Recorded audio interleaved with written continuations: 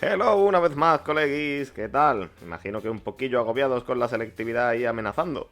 Así que bueno, espero ayudaros un poquitín con este vídeo que os había prometido hace tiempo, pero que entre fin de curso de bachillerato, corrige, evaluación, notas, etcétera, no me había dado tiempo a grabar hasta ahora. Así que vamos al lío. ¿Qué temas me sale más rentable estudiarme de cara al examen de Historia de España de selectividad?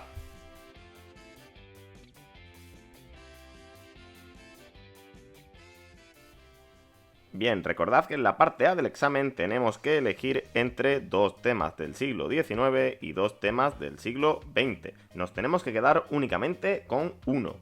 Aquí nos da un poco igual lo que elegir porque son tanto 6 temas en un lado como 6 temas en otro. Si todavía no tenéis claro cuáles son los temas del siglo XIX y cuáles los del siglo XX, os recomiendo que le echéis un vistacillo al vídeo anterior, que os lo dejo enlazado en la descripción. El problema viene cuando nos venimos a las preguntas cortas. Fijaros que del siglo XIX hay dos preguntas, mientras que solo tenemos una del siglo XX.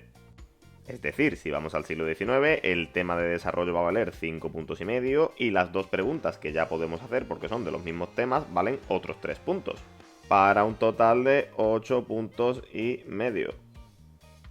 Sin embargo, si nos vamos al siglo XX, como solo tenemos una pregunta, el total que podemos sacar con esos temas es un 7.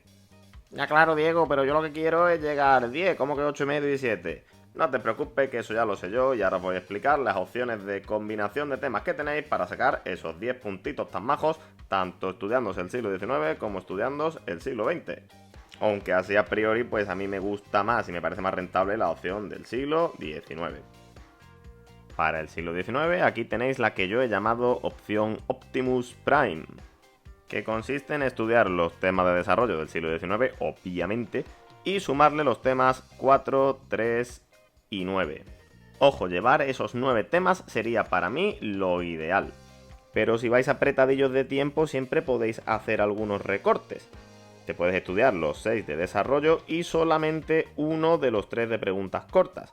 En ese caso yo me estudiaba el 4, que por eso lo he puesto el primero, porque me parece que es el más sencillo. Ya sabéis, los Borbones, la guerra de sucesión, los decretos de nueva planta, el despotismo ilustrado. Es bastante fácil y repiten muchísimo esas 3 preguntas que os acabo de decir. También te puedes quitar de en medio si quieres alguno de los de desarrollo, por ejemplo Isabel II, que no suele nunca gustar nada. Ya os digo, podéis combinarlo como queráis. Lo único que tenéis que tener en cuenta es siempre llevar mínimo 5 temas de desarrollo y en ese caso 2 de los temas de preguntas cortas, o si lleváis los 6 de desarrollo tenéis que llevar simplemente uno de preguntas cortas. Ojo, eso sería lo mínimo. Yo siempre recomiendo llevar algún tema más y si podéis llevar los 9, perfectos. Sobre todo porque entre las preguntas cortas siempre cae alguna que es un poco más difícil. Y si lleváis las preguntas justas y os toca la complicada, os la coméis. Si lleváis más preguntas de la cuenta, podéis esquivarla y hacer alguna que sea un poquito más sencilla. Diego, ¿y con los temas uno y 2 qué pasa? ¿No existen? Pues sí, claro que existen. Si os gusta también os lo podéis estudiar en lugar de alguno de estos. Pero a mí me parece que son muy complicados, muy largos y que hay muchísimas preguntas distintas que pueden sacar de ahí y muchas opciones de que caiga una pregunta difícil. Así que yo los evitaría porque con esto que os estoy indicando aquí más abajo podéis hacer un examen estupendísimo y con bastantes menos complicaciones. Y si os gusta más el siglo XX, que yo sé que hay muchos y muchas que os gusta más porque lo tenéis más reciente o porque os resulta más interesante, pues tampoco es ninguna locura, veréis. Tenéis que estudiaros los temas de desarrollo del siglo XX y a eso tenéis que sumarle pues los temas 3 y 4. Como veis son solo 8 temas, no hay una diferencia brutal con la opción anterior.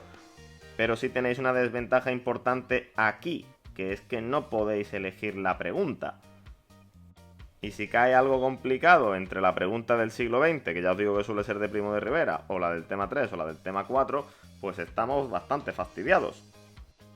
Para evitar esta situación yo le echaría un vistazo a las preguntas más cantosas, las más evidentes de los temas del siglo XIX, pero claro, son 6 temas lo que tenéis que miraros por encima para sacar, pues poder elegir entre alguna pregunta. Por eso yo a mis estudiantes y a vosotros en general os recomiendo mejor el siglo XIX, pero entiendo pues que el siglo XX, pues eso, o lo tenéis más reciente o a muchos os resulta más fácil, porque las constituciones del XIX son un peñazo, reconozcámoslo, y por tanto queréis estudiaros el XX, pues aquí tenéis la opción, ¿vale? Con eso vais que chuta. También podéis miraros el tema 2, pero ya os digo que a mí me parece muy largo, muy difícil y además es que hacen preguntas muy rebuscadas de ese tema y todos los años inventan alguna pregunta nueva. Así que yo no lo escogería. Así que bueno, resumiendo, yo me quedaba con los temas del siglo XIX, ya sabéis, de los temas 5 al 8, y además añadiría pues los temas para preguntas cortas, o el 4, o el 3, o el 9. Si podéis llevarlos todos, mejor, pero si tenéis que elegir, pues yo me quedaría con el 4. Estos 6 temas, junto con el tema 4, para mí es lo mínimo que deberíais llevar. Cuantos más llevéis de esta combinación, pues mejor. Y si queréis el siglo XX, pues ya os he explicado antes la combinación, pero a mí me parece más rentable y más segura esta del siglo XIX. Ahora ya os toca decidirlo a vosotros. Mucho ánimo, que ya os queda poco, y muchísima suerte, que seguro que al final ese examen acaba saliendo muy bien. ¡Hasta otra!